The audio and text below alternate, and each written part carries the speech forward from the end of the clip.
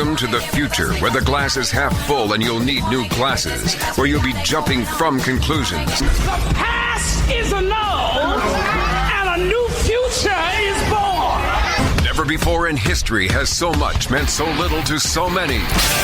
AD on the radio.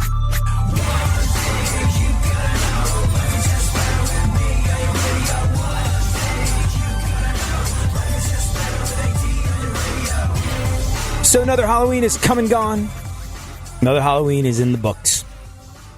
November 1st, a day when, even in the warmer parts of the country where this show airs, you step out, especially in the evening after the sun goes down, and there's a chill, there's a crispness in the air. And even if you're in one of those places that's enjoying warm fall days, even if the sun shines during the day, there's a hint that it's all about to change. It's all about to change. And, well, there is a new season on the way. There's the stresses and the joys of the holidays. I know a lot of people have already started worrying about that. Bazinga, Halloween's over. Oh, man, I got to worry about Christmas shopping and how to get to see the relatives that I secretly despise but buy gifts for twice a year during the holidays. Over the next couple of months, I'm starting to look at plane tickets, things of that nature. Everybody's sort of going, okay, this is really it. For October, we kidded ourselves that summer was still going, but now it's done. Winter is on its way, and all that entails. And I hope you had a good Halloween. I hope you had an awesome one. See, for me, Halloween's never been that big of a thing. You and I have talked about this on the show numerous times, but man, I grew up in England, and when I moved to England, to add insult to injury, it was terrible. My parents came to me and said, Adrian, we're moving to England. I was like, but my friends, my family, my life, my dog, it's all here in America. And they're like, yeah, well, your dog has to stay, and you will have new friends and a new life. And I didn't feel like I had new friends and a new life. I felt like I got cheated. But at least I had the joy of it being fall when we moved, so I knew that Halloween was right around the corner, and I would get my usual garbage bag full of candy, and everything would be awesome, just awesome. I would, as our friend Jim Brewer once said on the show, release my sugar devil and feel great about pretty much everything, if only for the temporary candy-related sugar rush that I had during the Halloween season. Then I got to England, found out, actually, they don't trick-or-treat here. I was like, what? Devastating to a young kid. And so I grew up not trick-or-treating, not getting dressed in costumes, and there's still a little juvenile built-in resentment toward the whole holiday that exists in the back of my mind that prevents me from really, really taking part in the whole thing. And happened this year, like it happens every single year, at some sort of radio station Halloween-related event, and someone goes, hey, man, where's your costume? Because, I did not dress up. Hey, man, where's your costume? What are you dressed as? And my one joy every single Halloween is I got to whip out the line. If you look closely, you'll see that I'm dressed as the guy that's going to bang your mom after I leave here. And that's my Halloween. But if you are a Halloween person, I really hope you did it right. Super producer to the stars, Barry Funkhauser, the producer on this show. Man, he goes all in on Halloween. This is a great Halloween for Funkhauser. I don't know if you've seen the pictures on social media. Have you? You've posted them everywhere, right, Funkhauser? Oh, yeah. He went as, well, it's no surprise anymore, he went as Jack from Jack in the Box. Not only that, but I believe, and you know what, they don't give us any money to talk about this, but they do on one of my other stations, and even if they didn't, the brunch fast menu, which is absolutely delicious, I tell you, delicious. There's a picture of, maybe we can get some money on the show, Funkhauser. There's a picture of super producer to the stars, Barry Funkhauser, dressed as Jack in the Box, in a Jack in the Box, ordering from the Jack in the Box brunch fast menu, and it's awesome. Please, if you haven't seen him yet, follow him on Instagram and Twitter, and check him out as Jack from Jack in the Box. At Funk FM is where he bees on Twitter, and at Radio Funk. That's your Instagram, right? Yeah, some German dude took my name for Instagram, so yeah. Achtung. But here's the thing. I love that Funkhauser went all in on Halloween. And you know what? Saw pictures of Mama Funk and Sister Funk, and everybody went all out. What was your mom? Your mom was Cruella de Vil, and your sister went as a Dalmatian? Like, it's genius. It's genius. Now, to me, this seems like a colossal expense of time that I do not have. And I don't get it, and I don't understand it, and I haven't participated in Halloween, but I love it when other people do. Why? Because as seasons change, as days get shorter, nights get longer, you realize another year is drawing to an end. And this stuff doesn't register so much when you're a kid, but as the hands of time begin to speed up and time goes by faster and faster and faster, you begin to realize that these moments, these magical memories, you have a finite number of opportunities to create them in your life. And so many people get caught up and don't do that. So in whatever way it is, maybe it's Halloween, maybe it's something else, I hope you'll do everything you can to create those magical moments moving forward. Thank you for hanging out. Real radio. 104.1.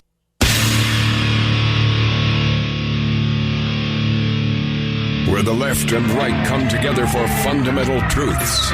AD on the radio, on Twitter at ADSXE.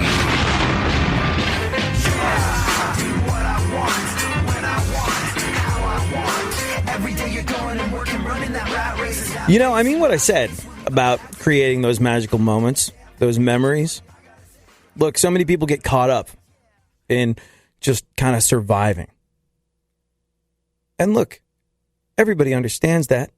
Got to get up in the morning, walk the dog, get the kid off to school, go to work, commute on my way in, sit in traffic, sit in my cubicle, sit in my office, do what I got to do, go home, put the kid to bed, walk the dog again, get a bite to eat, fall asleep, do it all over, rinse, repeat tomorrow. And look, that's inevitable. It really is. You can't do anything about that. But you can prioritize stuff like Halloween.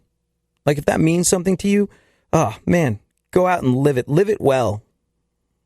Life is short. Live it well. Have that Halloween that means everything to you. Go all out on your costume if that means something to you. Create a magical memory. Create something that you're going to remember for the rest of your life. Because, like I said, as the hands of time start to speed up, as seasons start to change, you begin to realize more and more as the years fall away that there are a finite number of opportunities in life to create that magic that you will take with you wherever you go.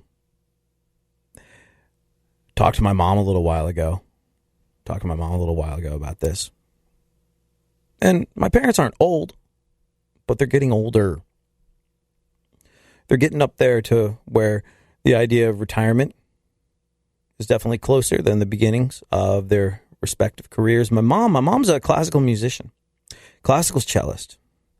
And I don't know what your parents are passionate about or what you're passionate about, but my mom loves to play music.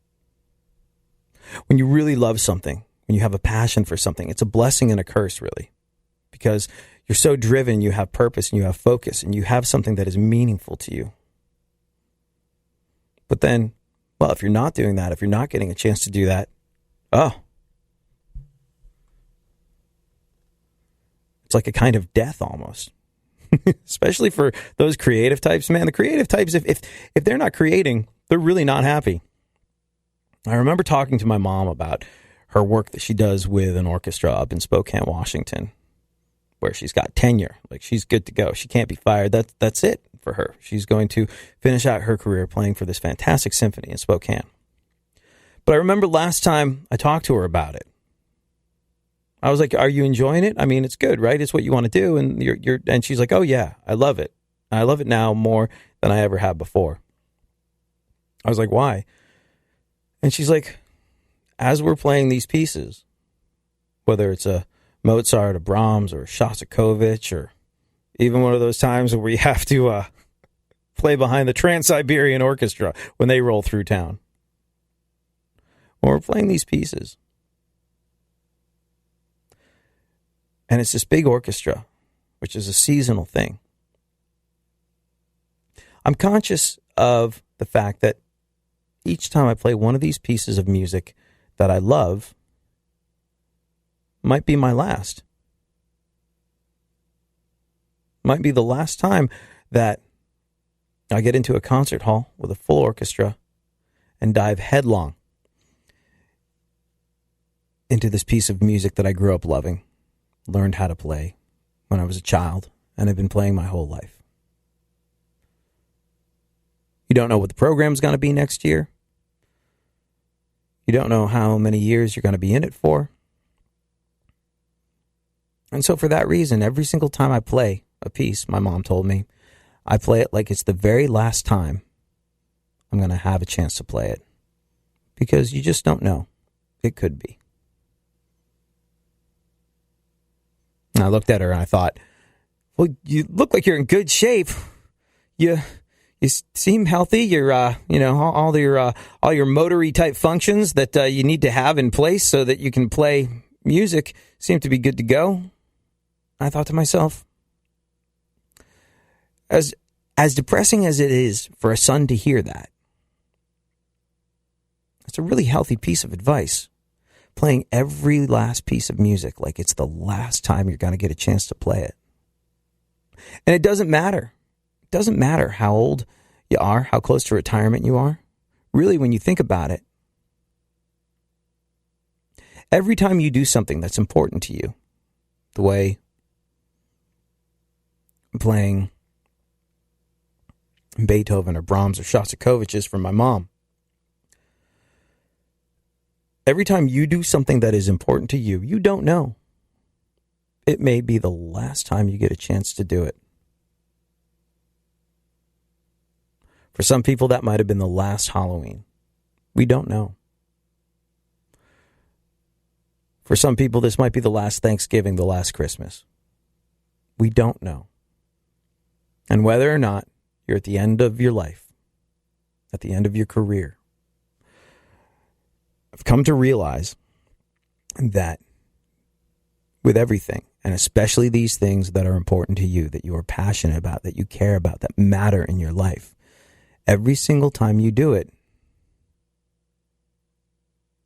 you should be doing it like it's the very last time you're going to have a chance to. Because you don't know. It might be. And you want to squeeze absolutely every last piece of joy you can out of this all too limited moment that you have on this earth.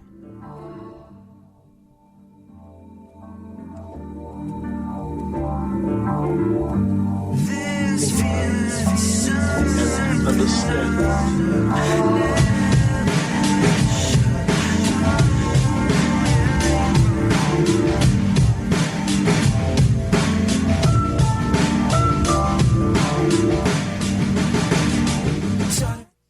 It's okay to disagree. It's not okay to be understimulated. Well, I was just thinking that... This is KPRC 950. Don't get the blues, get all the news. We mean all of you guys out there in Radio Land. All aboard! He's back. AD on the radio. Give it up, yeah. Give it up, yeah. Bring this on. Come on. Oh, things are getting interesting. What is it? 7 days. 7 days left to the election, Funkhauser. We got seven days till. We're inside the week, aren't we? Yeah. This time. Yeah. Next time. This time. Next time. Oh man, tough to imagine. So much buildup. And you know what? The whole thing's going to be anticlimactic. So much buildup. There will be a humongous acceptance speech that happens in the not too distant future. And half of America will be absolutely elated. And the other half will be dumbfounded. And there will be a momentary, oh yeah, we did it. And then you're going to wake up the next morning and absolutely nothing will be different whatsoever. It's just the way of the world. It's how it is.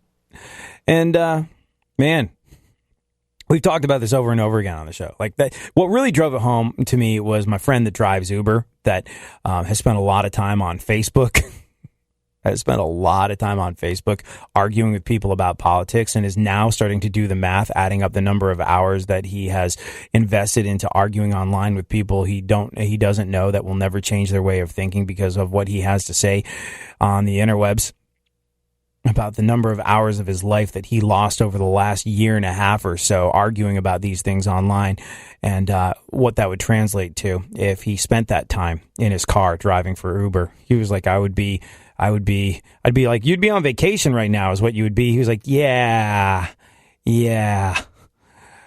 Politics cost me a vacation, and I'm starting to rethink all of that. So, yeah. It'll be interesting. The election will happen, and then there'll be all these speeches about, well, this is where the real work comes in. This is where we roll up our sleeves and get to it. And I really, really hope that the rolling up of sleeves and getting to it that takes place after the election has something to do with you taking hold of your life and doing something, especially if you've been very politically involved. Look, your vote is important. Your vote counts. Your right to vote is so important. All that matters. But I really hope that if you've dedicated amounts of time that could have equaled up to a vacation if you've been driving for Uber during them, that you take some time and do something for yourself, handle your own business, work on your own life when all the dust is settled. Because you know what? The dust will not have settled. Everything will remain more or less the same. And there will be change, I suppose, but it will be incremental. And as it's happening, there's a very good possibility that we won't notice it. And we'll question ourselves the way we do after every single election, going like, what was I thinking? What was I thinking? Putting so much of my life into the hands of someone else who doesn't even know my name. Things have gotten interesting. Things have gotten interesting for Hillary in the 11th hour. White House spokesman Josh Earnest declined to give his opinion on FBI Director James Comey's decision to notify Congress that the Bureau had reopened its investigation into Hillary Clinton's private email server, except to say that Comey was in a tough spot. Yep. He basically went out on a limb and said, no, the White House, Obama, we don't think that he's doing this to stymie her election chances in this 11th hour. He just did what he thought would be right. And we'll talk about that a little later on in the show. Right now, though, super producer to the stars, Barry Funkhauser, K. Pasa. K. Pasa. This is My Witness News. In no way, shape, or form fair and certainly not balanced. And now, super producer to the stars, Barry Funkhauser. Barry Funkhauser. Who? Barry Funkhauser. Oh, yeah. Barry Funkhauser. Me. So, quick question. Did you make that? I mean, I can't imagine they sold that Jack in the Box. Like, it was perfect. The Jack in the Box head that you wore for Halloween, you bought it? They sold it, yeah. The internet is a magical place. And wow. Etsy is where I got that. I'm sure somebody made it, but... Okay, so it is homemade. Yeah. Because Etsy is like crafty people selling their stuff online. But do you mind if I ask how much you paid for it? I asked Canadian Jane how much she paid for it. She wouldn't tell me, which is always a bad sign. I mean, it's too much. Yeah.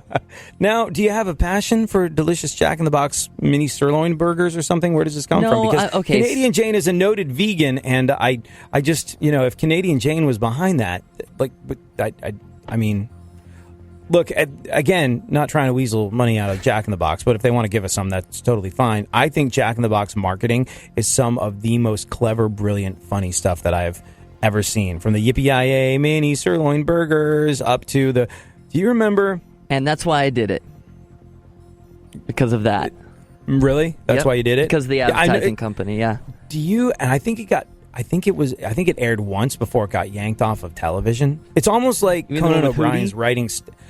it's almost like Conan O'Brien's writing staff moonlights for Jack in the Box because they walk right up to the line and then don't cross it. Like, they did this thing where, like everybody else, all the other burger places, all the other fast food places were serving Angus burgers.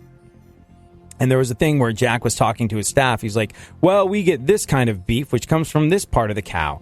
And they were like, where does Angus come from?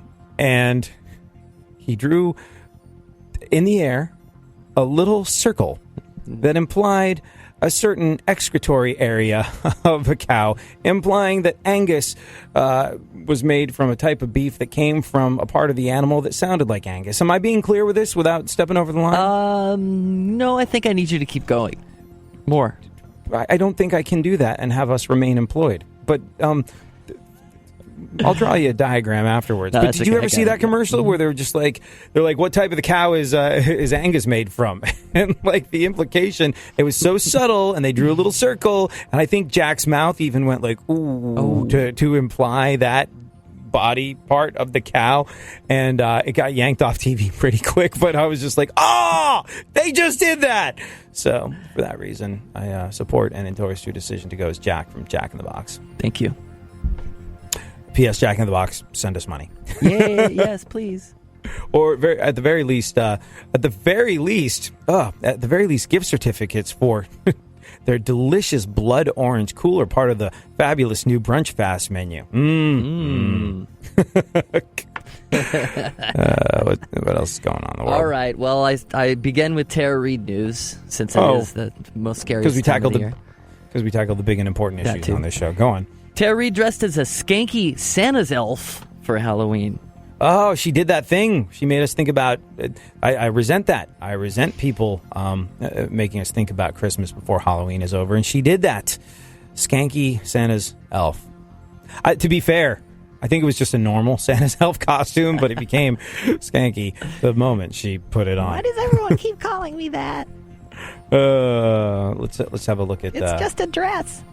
Hold on. Let's have a look at... To Google. It's just a green and red dress. It's not. Let's see. You go ahead and Google. I've seen it.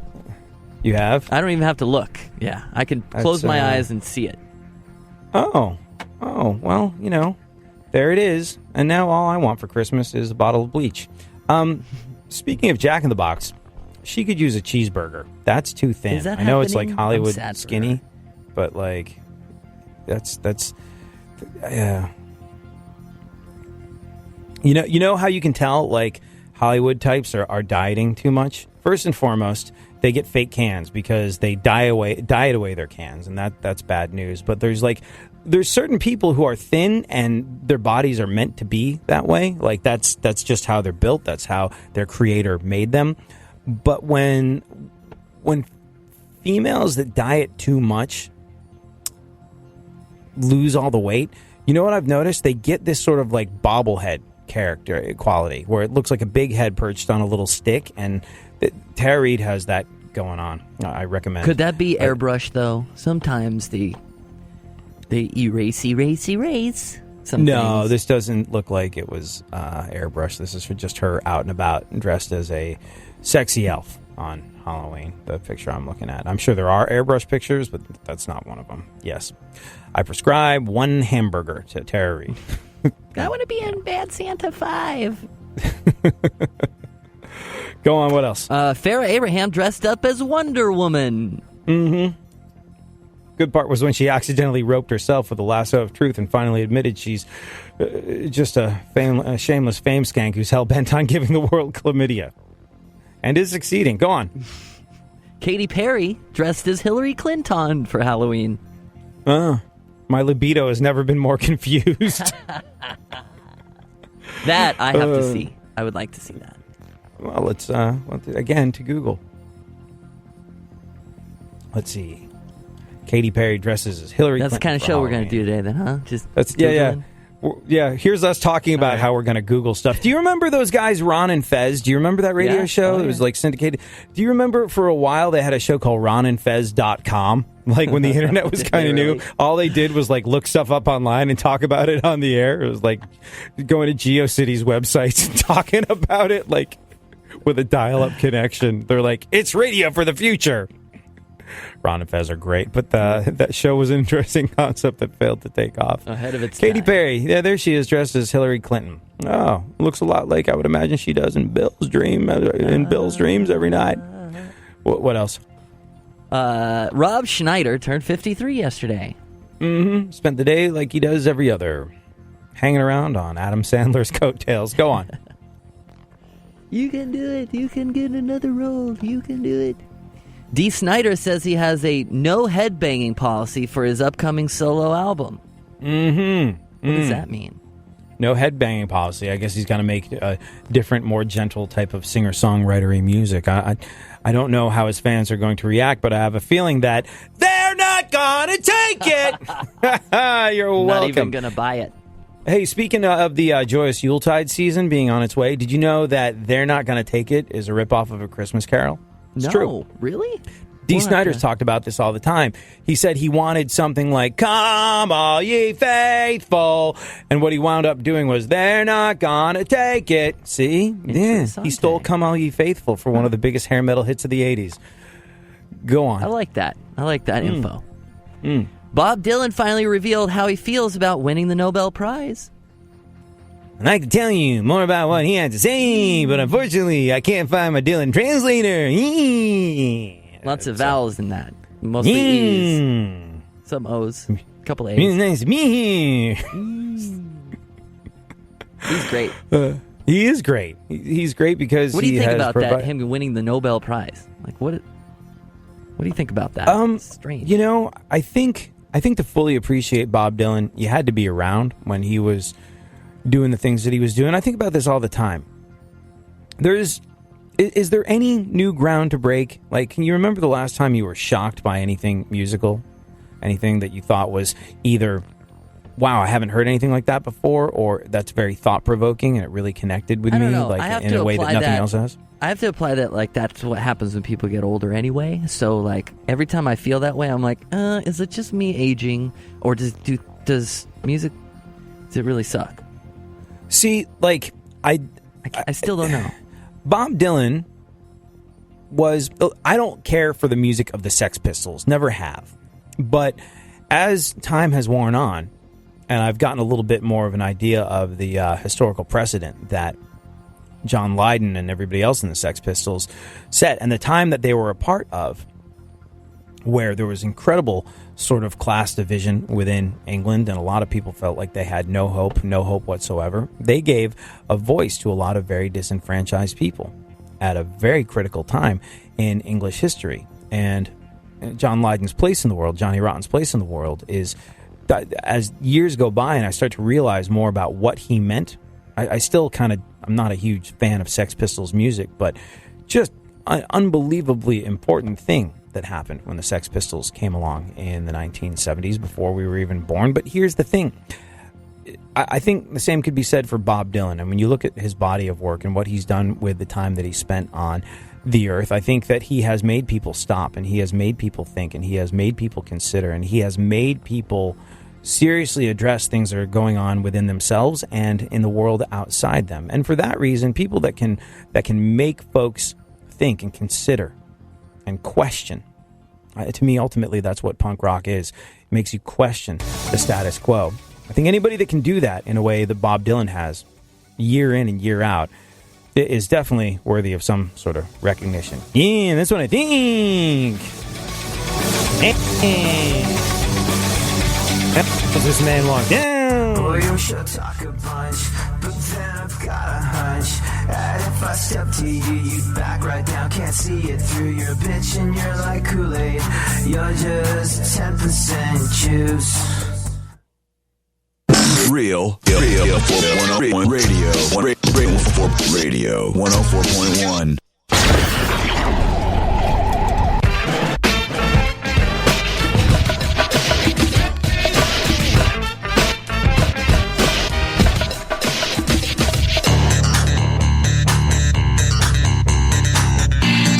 Now, more AD on the radio. Back once again, the ill behavior, delivering and giving you a musical savior. Back once again, it's your boy AD. All right, there's an interesting situation developing with Hillary Clinton and her emails. Just when you thought they were all over, they are back to haunt her. And a mere 7 days before the election, she is publicly going like, oh, very curious that you decided to do this right before the election. Whereas the White House, unless they've changed their story since the last piece of information I've gotten, Obama and the White House have just said, hey, man, Comey in a difficult spot. And we don't think that he did this to stymie her chances of getting elected. We'll wait and see how this all plays out. And we'll talk about it a little more later on. I'm very curious to hear what you think. At ADSXE is where you can tweet me, or you can email me, ad@iheartradio.com. Funkhouse, what else is going on in the world?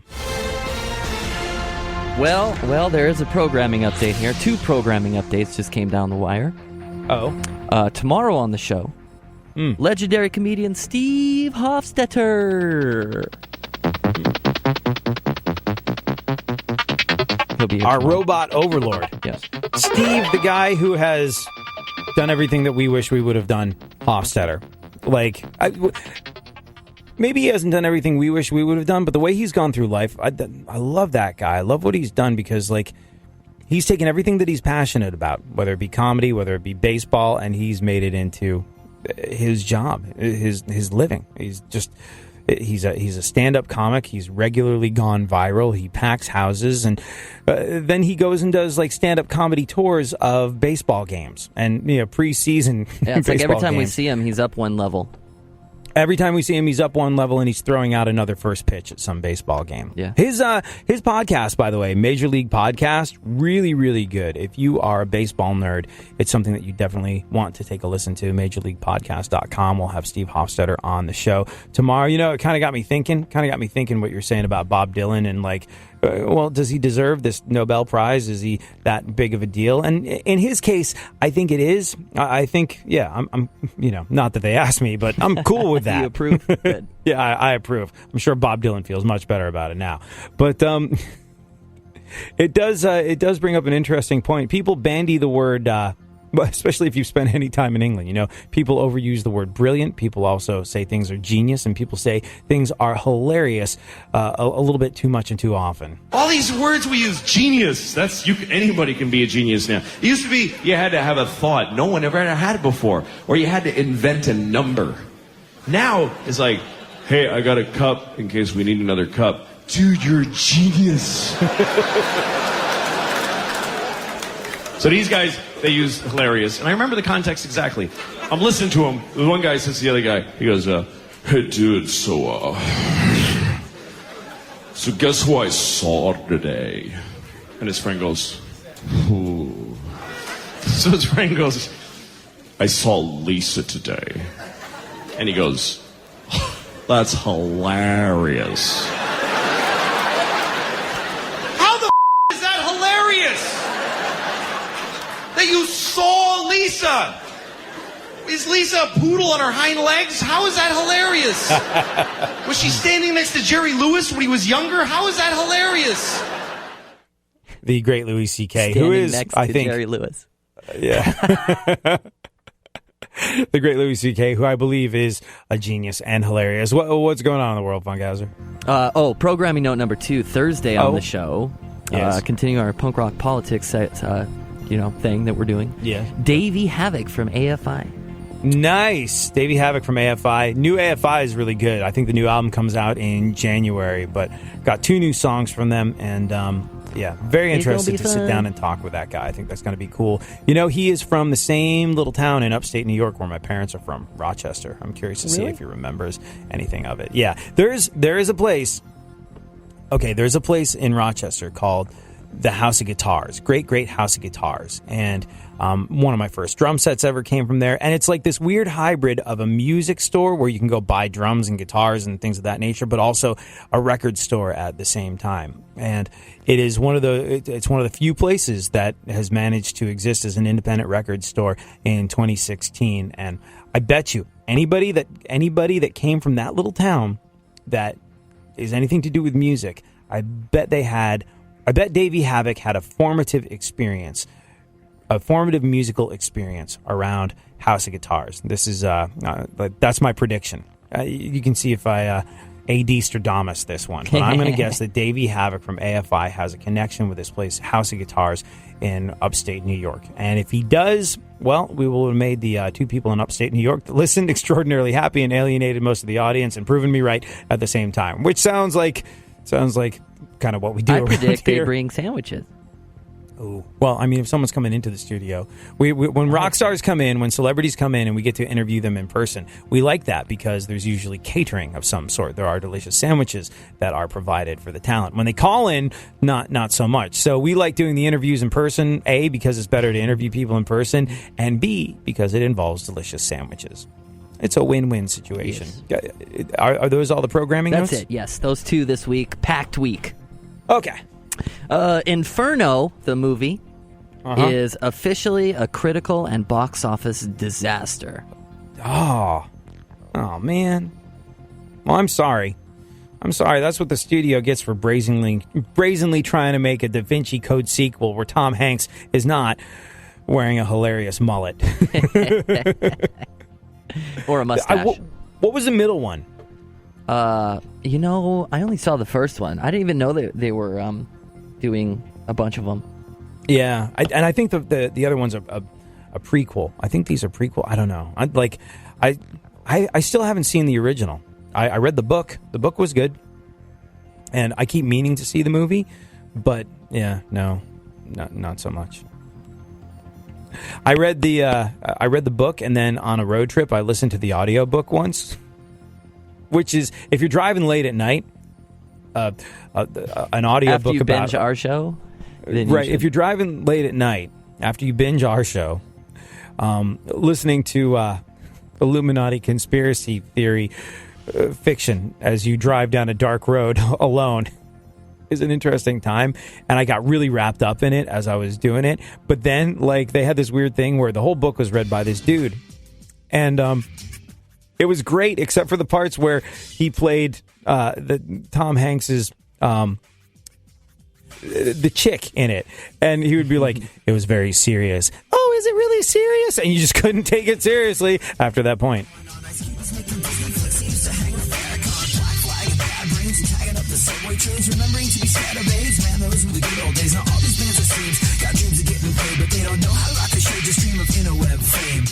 Stimulated minds want to know, what were you thinking? No, really, give us a call and tell us. KPRC AM 950. Have mercy, this is Billy F. Gibbons right here, and you're listening to AD on the radio. There's something happening here, and you should know what it is. The Dumbing Up of America. Now, more AD on the radio. All right, Funkhauser, a couple more pieces of news, and then we will talk about Hillary Clinton's emails and the implication therein. I wish I had 5 hands. Sometimes. Mel Gibson says he's mad that people won't stop bringing up the incident where he insulted a police officer. Oh. Give you one guess who he's blaming. Did you just, people won't stop bringing it up and he's mad about it? Yeah. Okay, I don't think you get to be mad about that. Those are words that came out of your mouth. That's a thing that you did. And look, we all make mistakes. We all say things that we oughtn't. But he revealed a certain part of his character and his core beliefs in that situation that there's just no getting around. There's no making it go away. What does that say to you then, that he can do that and then just bounce right back? Says to me that Trump's going to be president, is what it says. That he can, but he hasn't bounced back. Though, financially, he's been like a screaming runaway success ever since that happened. That did not slow down his career one teeny tiny bit. But he's not getting picked for those snuggly rom-com roles anymore. What was that one? What Women Think, where he all of a sudden has telepathy and can understand what his teenage daughter and the woman at the office thinks all the time, and he's not getting picked for any more of those. Well, all the links that I've seen, all the links I've seen online were Mel Gibson is back to directing after 10 years, and it's just it's such a positive thing. Probably a really good movie, right? The Passion of the Christ was an interesting one, and remove Mel Gibson and what you think of him from the situation. He flipped the script, he did something independently, and it was a massive runaway success, and he made a spiritual film that meant a lot to spiritual people. He made a faith-based picture that was one of the hugest things ever. And you know what? I honestly, you gotta kind of remove Mel Gibson, the person that drunkenly... Yeah, but I how? can't say the things on the... Well, you can't, you can't remove that. When I think Mel Gibson, irrevocably, I will think that guy who drunkenly said a whole bunch of horrendous things when he was caught drunk driving. Another horrible thing for a person to be doing. I can't remove it. But if you were to kind of look at his success as a director on its own, it's incredible. It's incredible as it is. it's even more incredible that he did that after the whole situation where he's like, he is universally maligned for saying, doing, and possibly believing some absolutely terrible, terrible things. But you know what? I think also these adverse situations cause some folks to double down. You've seen it with Trump.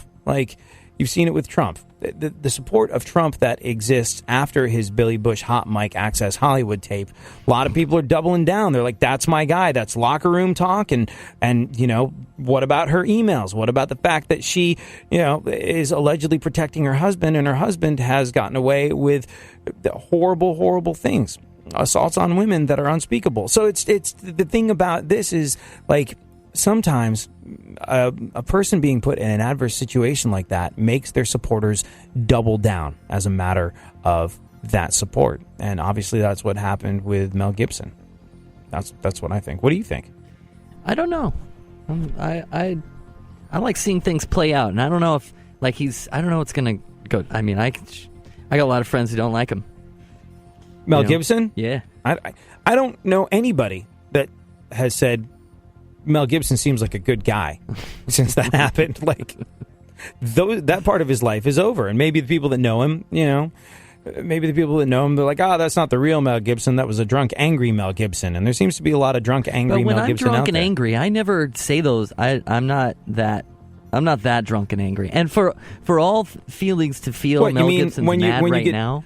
When you get drunk and angry, you mean you don't get all anti-Semitic and sexist? No, well, not that I know of. I'll have to start taking notes, apparently. Well, that's not surprising because at your core, you're not anti-Semitic or sexist. But if I was, would you be able to just forget about it? If I leave for 10 years and come back and go, hey, I got a new movie. I don't know. I mean, look what happened to Michael Richards. Look what happened to the Kramer phenomenon. What did happen to him? Where is he? Well, people seem to be ready to accept him when he came back to Curb Your... He was on that Seinfeld reunion on Curb Your Enthusiasm, and they actually wrote a great bit about it in there. And, I do not support, condone, or... What he said on stage was absolutely indefensible and terrible. However, having been a guy in a band, I've been in a tough spot on stage when the audience turns on you. It just happens sometimes. You put a chirpy little English rap metal group on stage between Vision of Disorder and Biohazard in New York City.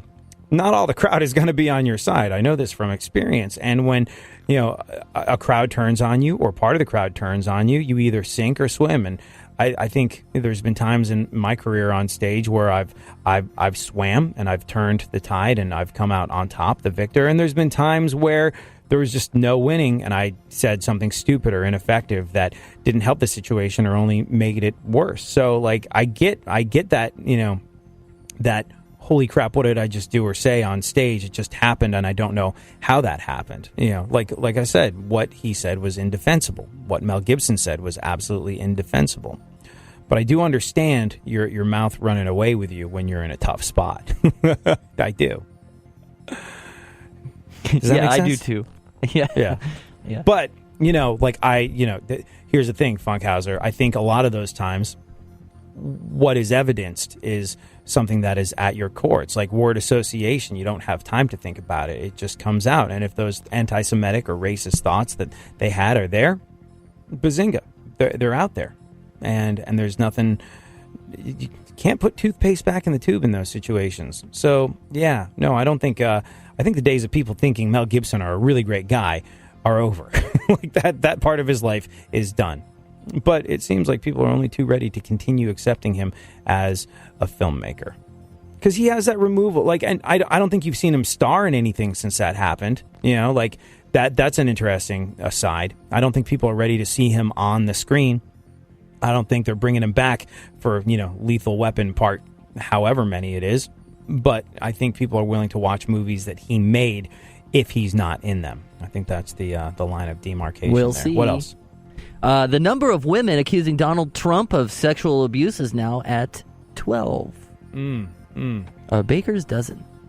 On the bright side, he only needs 3 more holes on his sexual harassment punch card to get a free severance package from Fox News. All right, so this segues kind of nicely into the whole situation here. Look, the situation with Trump has brushed all that off, saying, hey, maybe this is people trying to torpedo my election chances, and maybe this is women that are after a little bit of fame and notoriety. That's one side of the equation. On the other side, Hillary Clinton. Hillary Clinton is under further investigation. There's absolutely no way you could have missed this. This is a thing. Now, FBI Director James Comey notified Congress that the FBI had reopened its investigation into Hillary Clinton's private email server.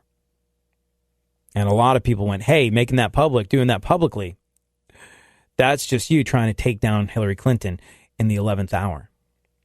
And you know what's interesting? It would appear that Obama and the White House, that bastion of democratism, if you will, doesn't necessarily feel that's the case. Doesn't feel like they're doing that to stymie Hillary. Comey's gotten it with both barrels. He sent that letter despite like a precedent that had been in place for a really long time of the FBI declining to comment on ongoing investigations. He said in a letter to his employees that he felt an obligation to tell Congress about the investigation because he testified repeatedly in recent months that our investigation was completed. He testified. And then he went, whoa, whoa, whoa, whoa. We got to go back and have another look. Yet I testified, hand on the Bible, all the above, that this was over and done with. Here's the thing.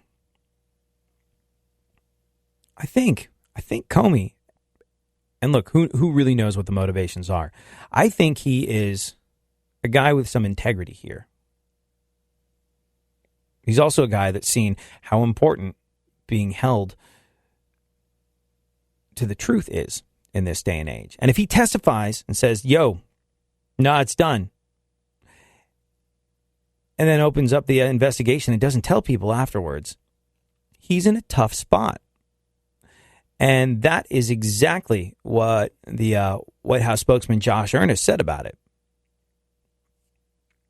He said he's in a really, really tough spot. There was, believe it or not, a really good piece on this on the front page of America Online a little while ago. Look, you and I know that I'm a knuckle dragger when it comes to all things technological and still use America Online. But the credit I have to give those folks is that every time I see a piece that slams Trump, I see another piece that slams Hillary. It feels like it's been pretty even Stevens. And maybe that's because I'm even Stevens in my political thoughts.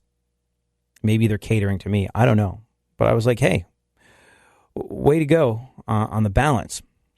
But on the other hand, look at the choices we have. 7 days left until we make this Sophie's choice. And here's the thing. You don't know. You don't know. You just don't know. And you will not know.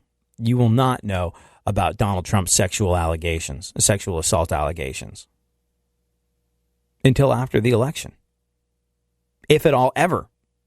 You will not know the end result of the FBI's investigations of Hillary Clinton's emails.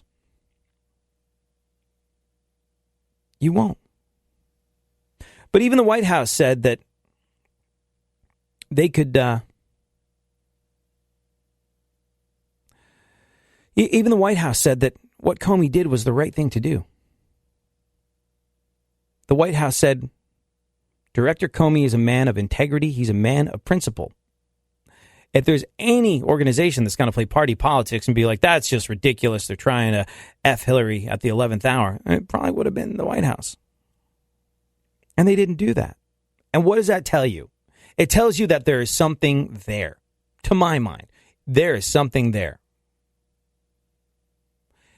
And what's interesting is even people I know that are voting for Hillary probably not going to argue against me. There's something there. Don't trust her.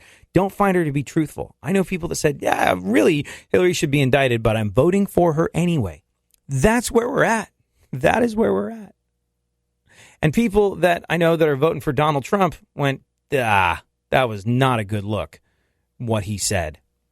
That was not a good look. When I have honest conversation with people I know that are very supportive of Trump for president, universally it has come up, what he said that implies sexual assault is not okay.